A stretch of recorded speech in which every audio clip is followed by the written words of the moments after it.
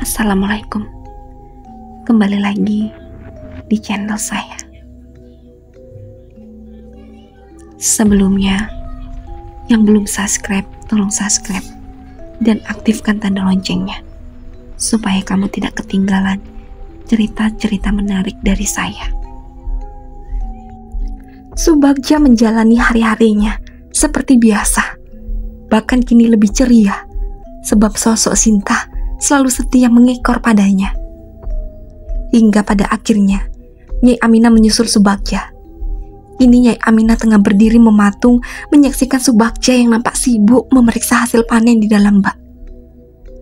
Sesekali Nyai Aminah mengerutkan dahinya karena dia pun melihat sosok wanita bermata satu yang amat menyeramkan terlihat berdiri mengapung di belakang Subagja dan mengikutinya kemanapun, tanpa dia tahu bahwa sosok mengerikan itu adalah Sinta. Nyai Aminah bergegas mendekati Subagja. Dia menepuk perlahan pundak putra sulungnya itu. "Siapa yang ada di belakangmu?" tanya Nyai Aminah dengan nada lirih, tepat di telinga Subagja. "Maksud ibu?" tanya balik Subagja yang belum mengerti apa maksud perkataan ibunya itu. "Segera selesaikan pekerjaanmu dan segera temui aku di rumah," ucap Nyai Aminah kembali. Kemudian dia berlalu pergi begitu saja, meninggalkan Subagja yang masih keheranan. Nyai Aminah menunggu Subagja dengan perasaan khawatir. Berkali-kali dia bangun memeriksa apakah mobil Subagja sudah tiba atau belum. Namun yang datang adalah Sumiati yang kini setiap hari menggunakan baju kebaya pengantin khas Sunda. "Ibu, ini darah untuk hari ini," ucap Sumiati sembari menyodorkan semangkuk penuh cairan merah kental berbau anyir. Nyai Aminah tersenyum. Dia senang karena kini telah mencari korban sudah diambil alih sepenuhnya oleh Sumiati. Karena memang hanya Sumiati yang mengetahui rahasia awet muda Nyai Aminah. "Terima kasih sayang. Letakkan saja di dalam kamar ibu ya. Nanti segera kembali ke sini," titah Nyai Aminah. Sumiati segera melaksanakan apa titah ibunya itu. Saat Sumiati naik ke atas, mobil Subagja pun datang. Subagja keluar dari dalam mobil dengan sosok wanita itu masih mengekor di belakangnya. Nyai Aminah geram melihatnya karena seumur hidup baru kali ini ada dedemit yang tidak tunduk padanya. Bahkan pagar gaib yang melindungi rumah Nyai Aminah pun mampu dedemit itu tembus, hingga dia bisa ikut masuk bersama Subagja. Subagja tersenyum kepada ibunya. Namun senyuman sama sekali tidak dibalas oleh Nyai Aminah. "Duduklah," ucap Nyai Aminah dingin. Subagja duduk di sebuah kursi jati tepat di hadapan Nyai Aminah. Kemudian Sumiati datang. "Duduklah sayang." Kini ekspresi berbeda ditunjukkan untuk Sumiati. Nyai Aminah memang selalu bersikap lembut pada Sumiati. Entah sebesar apapun kesalahan Sumiati, Nyai Aminah tidak pernah menyalahkan ataupun memarahinya. Sebab selain Nyai Aminah tahu bahwa di dalam diri Sumiati mengalir darah dedemit, Nyai Aminah selalu teringat bagaimana dulu Adiwastra menolak Sumiati. Bahkan Adiwastra menolak untuk melakukan ritual, sehingga akhirnya Nyai Aminah meminta bantuan kepada genderuwo itu. "Siapa sosok wanita yang ada di belakangmu, Subagja?" tanya Nyai Aminah. Pertanyaan itu berhasil membuat Sumiati dan Subagja saling beradu tatap. Mereka benar-benar tidak mengerti dengan apa yang diucapkan Nyai Aminah. "Maksud ibu apa?" tanya Subagja. "Ada sosok wanita menyeramkan yang selalu mengikutimu. Anehnya sosok itu berhasil menembus pagar gaib yang melindungi rumah ini. Siapa dia, Subagja?" tanya Nyai Aminah kepada Subagja. Lagi-lagi Subagja hanya mengerutkan dahinya. Dia benar-benar tidak mengerti siapa yang dimaksud oleh Nyai Aminah. "Jawab," bentak Nyai Aminah setelah hanya mendapati Subagja yang membisu tidak menjawab pertanyaan. Aku benar-benar tidak tahu siapa yang ibu maksud, ucap Subagja. Ibu, coba katakan bagaimana rupa sosok itu. Barangkali jika sudah dijelaskan, Kang Subagja akan mengingatnya, ucap Sumiati mencoba menenangkan. Nyai Aminah menghela nafasnya. Benar apa yang diucapkan Sumiati, karena memang kedua anaknya itu tidak ada yang bisa melihat hal-hal gaib. Dia adalah wanita dengan wajah penuh luka sayatan. Kakinya berlumuran darah. Dan yang paling mencolok, mata wanita itu hanya tinggal sebelah. Ucapan Nyai Aminah membuat Sumiati dan Subagja langsung teringat akan bagaimana rupa Sinta saat terakhir kali dia mati. Tidak salah lagi, sosok yang dikatakan Nyai Aminah adalah Sinta. Kenapa kalian diam dan menegang seperti itu? Siapa dia? Jawab, bentak Nyai Aminah kembali. Sumiati dan Subagja hanya saling bertatapan. Mereka benar-benar takut untuk menjawabnya. Ibu, maafkan kami, ucap Sumiati. Dia berusaha untuk jujur tentang siapa sosok itu sebenarnya. Iya sayang, ada apa? Siapa dia? Tanya Nyai Aminah. Sebenarnya dia adalah Sinta. Sinta? Bagaimana bisa rupanya amat mengerikan seperti itu? Tanya Nyai Aminah penuh heran. Dia benar-benar terkejut mendengar jawaban dari Sumiati. Itu semua perbuatanku, Bu.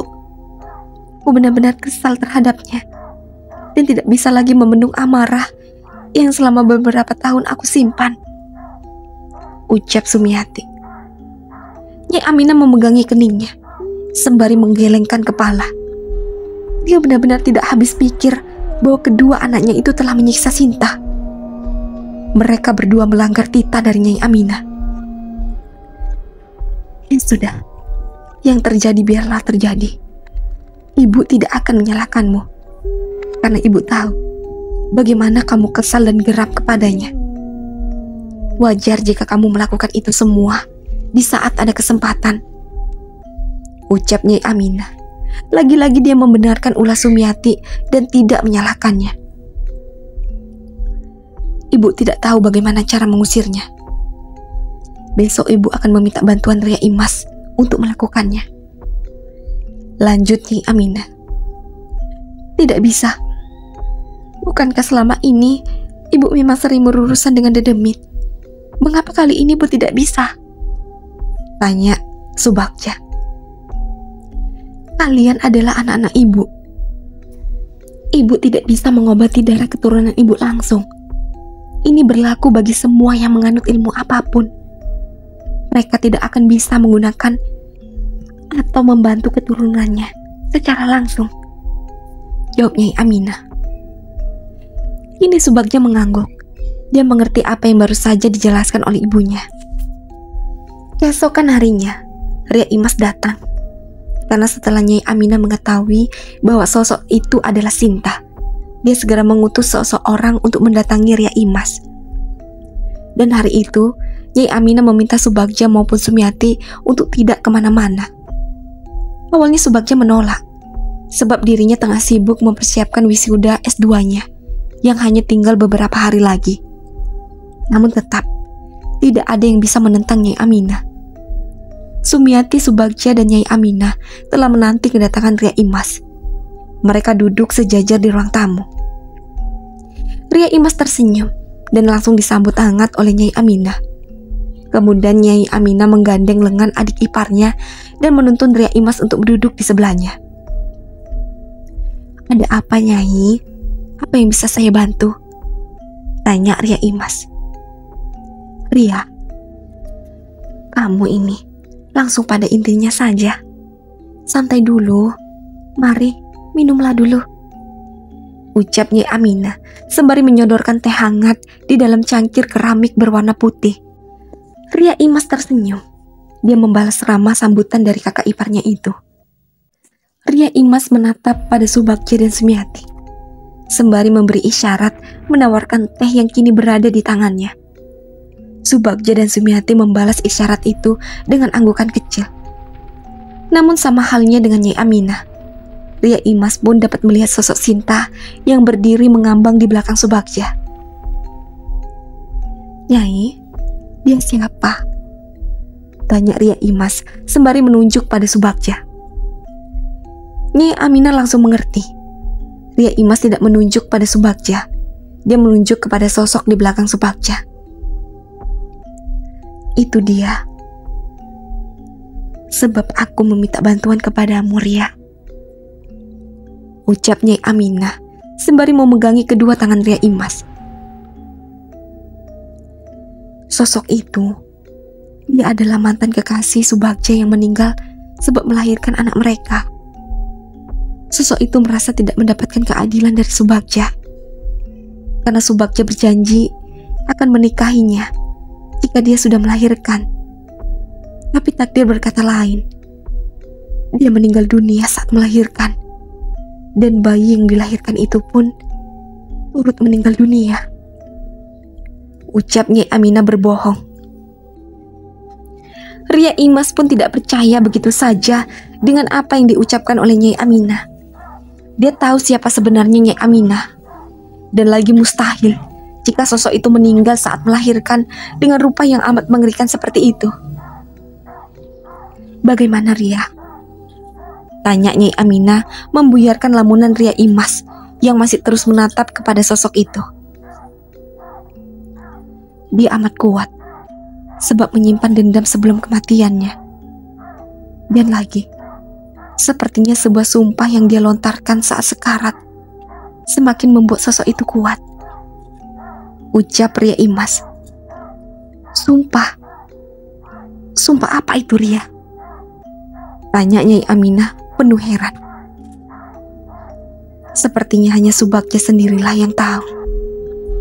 Dan lagi, sosok apapun itu, jika kita menolak kehadirannya, dia akan merasa terganggu atau risih. Namun sosok ini terlihat amat nyaman dan tenang membuntuti Subagja. Ucapan Ria Imas ini sukses membuat Nyai Aminah terkejut bukan kepala. Dia pun bergegas menarik lengan Subagja dengan kasar. "Apa maksud dari perkataan Ria Imas?"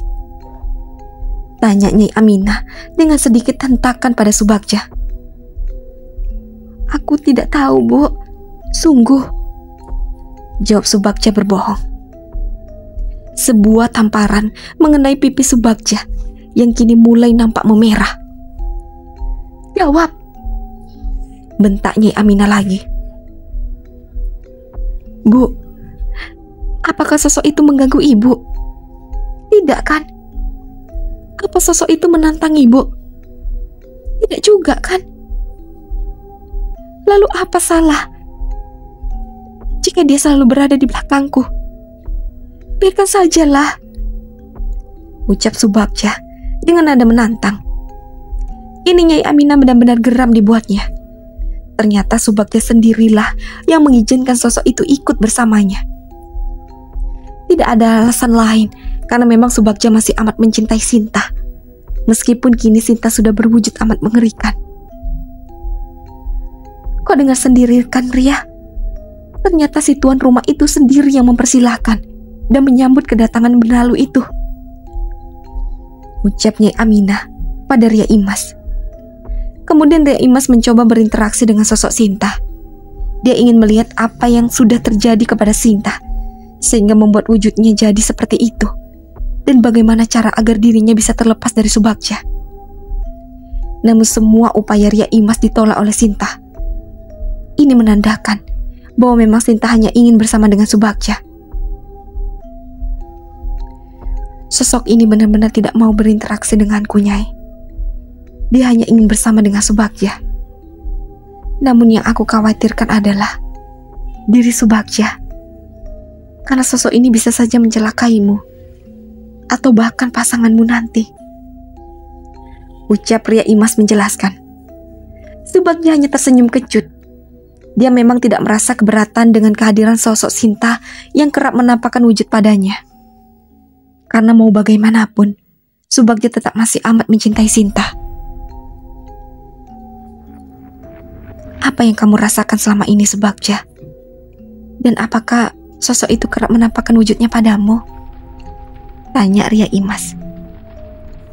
Aku sama sekali tidak keberatan, Bibi. Biarkan saja. Dan memang Sinta terkadang menampakkan wujudnya kepada aku. Tapi itu bagus. Karena terkadang aku pun rindu untuk melihatnya.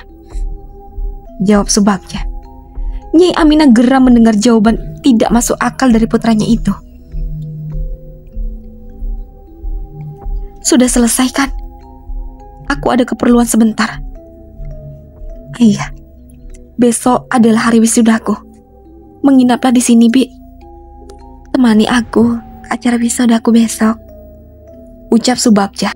Kemudian, dia meraih sebuah kunci mobil yang tergantung di atas meja rias di ruang itu. Tanpa basa-basi lagi, Subagja langsung tancap gas menuju universitas tempat di mana dia akan dinyatakan lulus dalam menempuh pendidikan S2-nya. Kita tidak bisa mengusir sosok itu selama Subagja sendiri menerima keberadaannya, Nyai. Ucap Ria Imas kepada Nyai Aminah yang masih terdiam menatap nyalang mobil yang dikemudikan Subagja yang belum terlalu jauh. Iya, kamu betul, Ria. Tapi setidaknya tolong buatkan pelindung untuk Sumiati. Ria Imas tersenyum dan mengangguk dan mulai mencampi-campi tubuh Sumiati. Keesokan harinya, Nyai Aminah sudah nampak rapi dengan kebaya berbahan beludru berwarna merah marun. Dia nampak amat cantik dengan riasan wajah tipis dan rambut yang sudah ditata sedemikian rupa. Semakin menambah kesan anggun pada diri Nyai Aminah.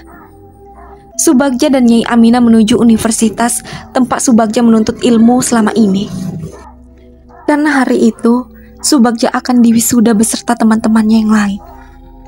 Saat pertama kali Nyai Aminah menginjakkan kaki di sana, tidak ada sepasang mata pun yang menolak untuk tidak melihat Nyai Aminah. Nyai Aminah terlalu cantik dan anggun untuk dilewatkan. Subagja dengan bangga mengenalkan Nyai Aminah kepada teman-temannya yang lain.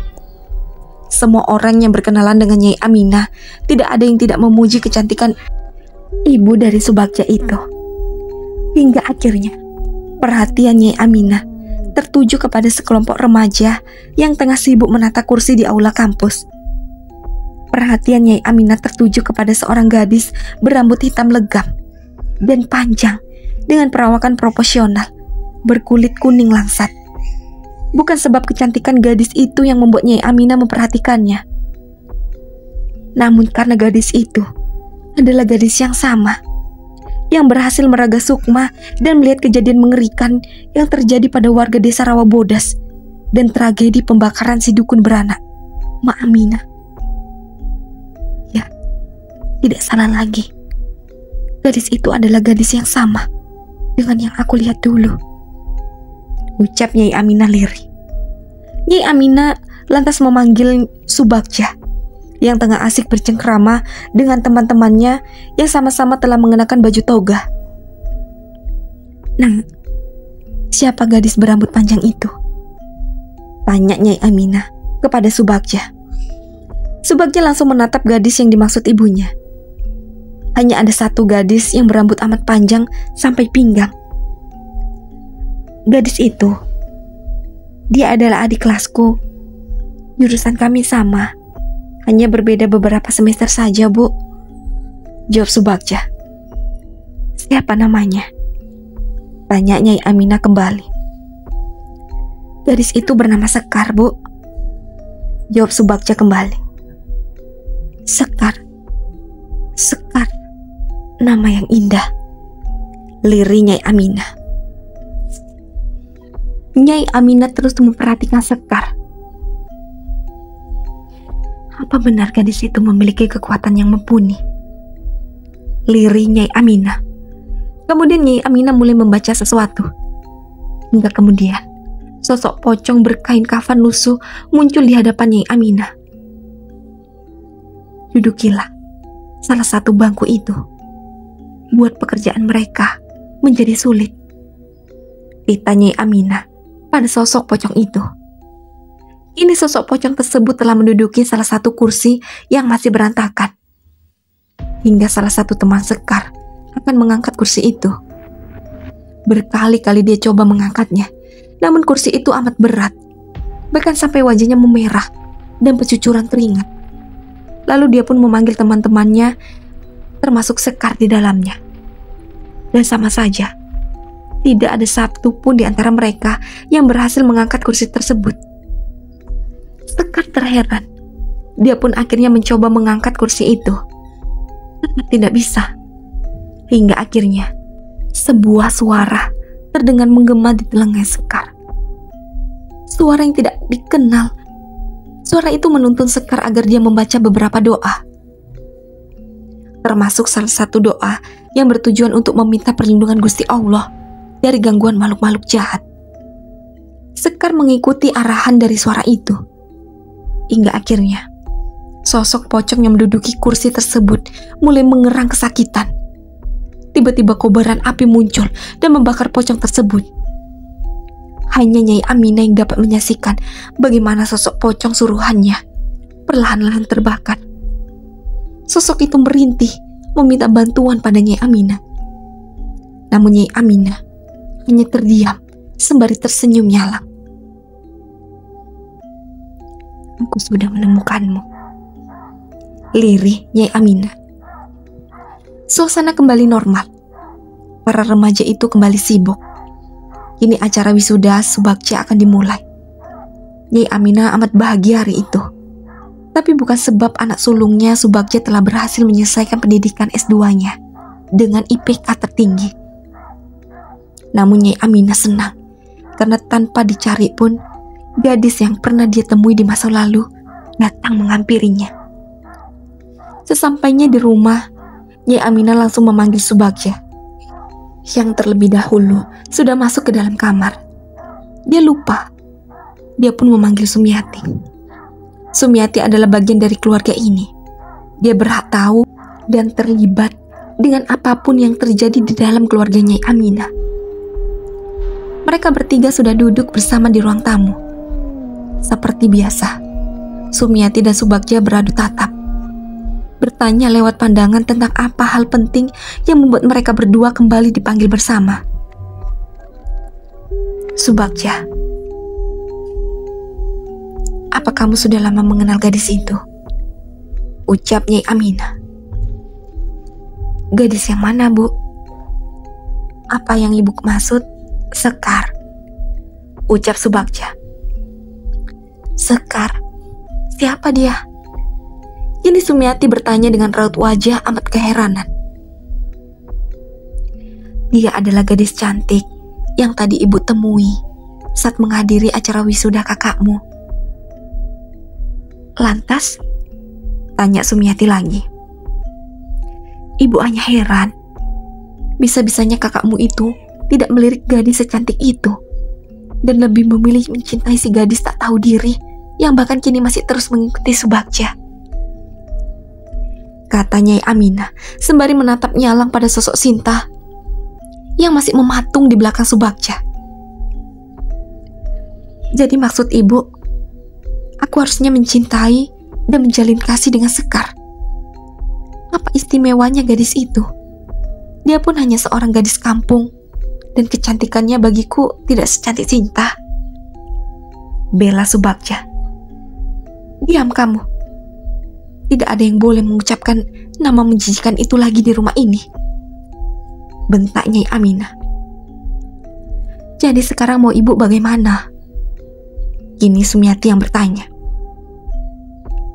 Ibu ingin Subagja menikah dengannya, ditanyai Aminah. Sontak saja Subagja terkejut bukan kepala. Dia tersenyum sembari menggelengkan kepalanya. Mana bisa, Bu? Sekar itu terkenal cuek dan masa bodoh terhadap laki-laki.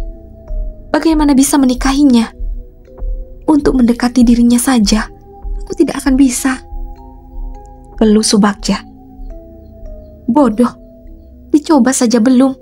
Kamu sudah menyerah begitu saja. Dia tinggal di mana? Dia tinggal di desa Kencana, Bu. Aku sering mengunjungi desa itu, karena memang beberapa bibit unggul kita dapat dari desa Kencana. Jawab Subagja. Desa Kencana?